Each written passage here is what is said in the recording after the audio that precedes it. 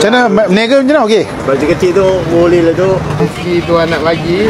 Kalau hujan lebat pun, kalau Tuhan nak bagi cepat.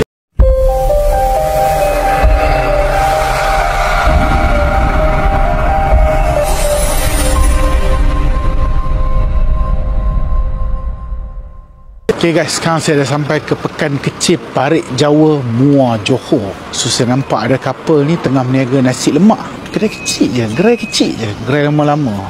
Jom kita pergi. Assalamualaikum. Nasi lemak. Nasi lemak. Oh, okey. Dia kira macam mana ni harga dia? Harga dia lemak biasa. Ada telur mata, telur separuh RM3. Ini sambal kan. Sambal, ayam. Ni semua masak sendiri ke apa? Ni masak. Siapa masak? Ni isteri saya. Oh, isteri masak.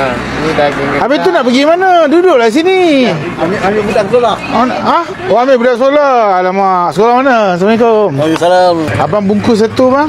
Hari-hari berniaga sini bang? Hari tu. Hari. Ha? Hari-hari. Hari-hari berniaga ni? Macam mana? Berniaga macam mana? Okey? Baju kecil tu boleh lah tu. Apa tok-tok? Yelah. Saya muda lagi ni. Hari ni jualan macam mana? Tak hujan lah hari ni? Sini. Hujan ke tadi? Tapi hujan-hujan pun orang cari nasi lemak ni. Kan? Alhamdulillah je lah. Alhamdulillah. Hari ni dah berapa ribu jual? Tak ada lagi ibu. Tak ada lagi ibu. Oh, tak ada ribu, ratus lah kira. Ratus. Pun tak dapat. Ratus kira 900 ke? Tak ada. Tak ada ke?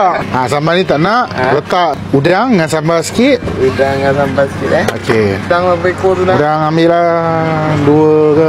Ya. 3 lah. Ini apa? Daging rendang. Daging rendang. Letak daging sikit. Lepas tu letak ayam. Ayam ni actually bungkus asing tak apa? 2. Buat satu lagi sama juga macam ni. Sepenuh masa niaga ni abang? Tak ada. Kerja buat kerja. Lepas asal niaga. Siang kerja apa? Balik kerja. Kerja apa? Buat kerja apa? Dia punya haiwan. Kerja dapat haiwan. Veterinar. Oh, veterinar. Tolong isteri dia. Oh, ni niaga dia lah ni. Tak daging sikit. Ayam muka 2 betul. Ni selalu berniaga sampai pukul apa? Kadang-kadang kalau hari biasa orang tak berapa ramai sampai pukul 10. Oh, 10. Tapi kalau hujan-hujan macam ni? Tengok keadaan. Tengok keadaan lah. Rezeki Tuhan nak bagi.